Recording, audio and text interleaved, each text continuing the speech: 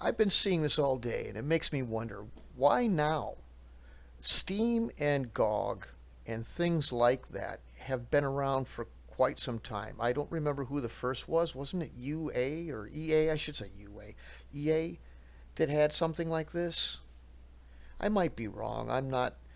It's funny. I always love my IPs, my genres, but I never really do a lot of industry reading. I've never been up on the latest industry news. It just never interested me enough to read about it. But either way, I'm familiar with Steam, and now unfortunately been made familiar with GOG, and their rentals. Those they can turn that off on you if they want to, and if you don't have the physical media and you're paying for it, it's a rental. Now people go, well, you only pay one time and all that. Maybe so, but it's still, if it can be taken away from you, you don't own it.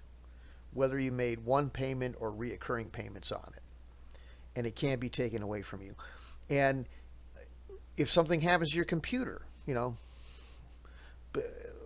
people who are fanboys of these things will go, well, yeah, there's ways to restore it and all that. It's not that simple. And what if the game stops working? I bought a game, Pirates by Sid Meier. It worked. It was fun. Then one update, it stopped working. And I spent, not every moment of the day, but I spent several hours a night for a week parsing through the forums and all over the internet, because the last place to find help for a product these days is on the product site. You're easier to go find somewhere where they're actually serious about fixing it, which is Tom's Hardware or whatever, something like that. So, but anyway, there was no way to fix it. Several months later, an update came out that fixed it for a while. Then that stopped working. Then I don't know exactly when it was, because I gave up on it, but I just, for S's and G's, I go, well, you know what? I'm going to try it again, just see what happens. And it fired right up.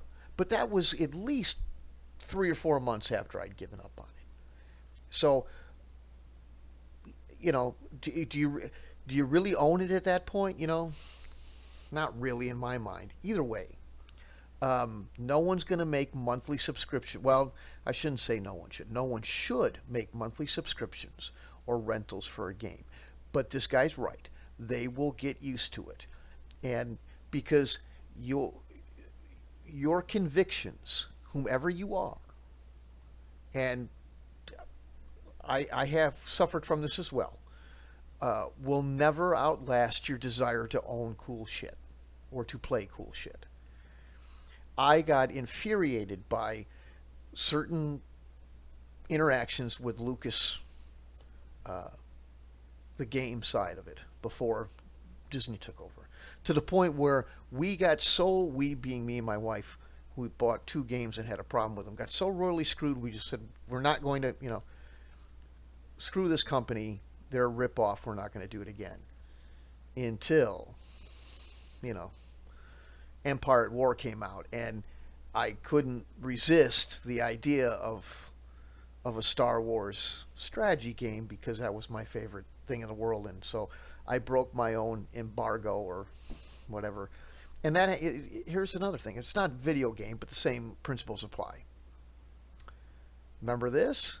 All the people who I'm on about RPGs all the time too, and there was a ton of people whom on their timelines they were ripping WotC up and down, and conversating with people about how the only way you're going to stop them from doing things you don't like is to vote with your dollars and don't buy their products.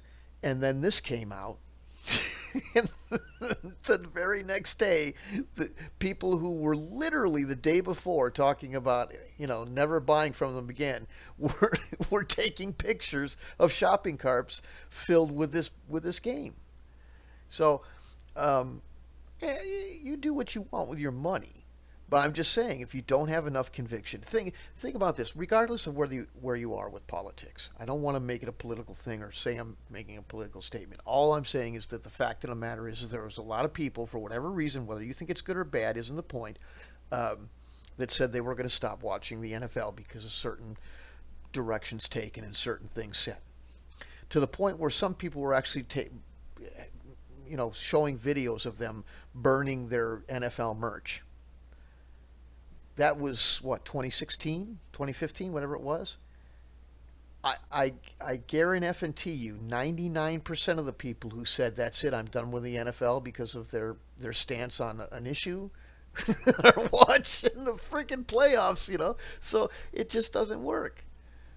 And maybe it should. Maybe if it's a good cause that you believe in, you should muster up. And I should say we, because I'm guilty of it too. We should muster up enough willpower to say no. But these people know. They know it's not going to happen. The part that I don't get about this whole thing is, why is it coming up now? Well, again, I believe maybe because there's people can technically say that you own what you buy from Steam, which is, I'm going to argue that, but I get the distinction. But if you think, I won't have to worry about it, because I'm out of the running as to saying, well, you know what, I'm going to violate my embargo, or boycott is probably the right word, but whatever. Because I won't have the money one way or the other. So the choice is made for me. But if I was swimming in loot and a brand new, Star Wars TIE Fighter game came out or something like that, I'd probably pay the subscription fee to it if I could afford it, because I love that stuff that much. Even though I find this business model to be absolutely reprehensible. It has deterred me from spending more in the past. When I had more money, I have gone, nope, I'm not going to do it because of this. I have turned away from more than one. But if the right game at the right time was waved under my nose, I'd go, well, I'll just make this one success. It is Christmas. I should, I've come up with ways to justify sidestepping a boycott. So it's not good. And prove me wrong, please. Make these companies collapse. Make this business model dry up to the point where they have to modify things. But I'm afraid that whoever this guy's name is, he ain't wrong. So, one more reason to stick with tabletop, as much as that's an inconvenience these days.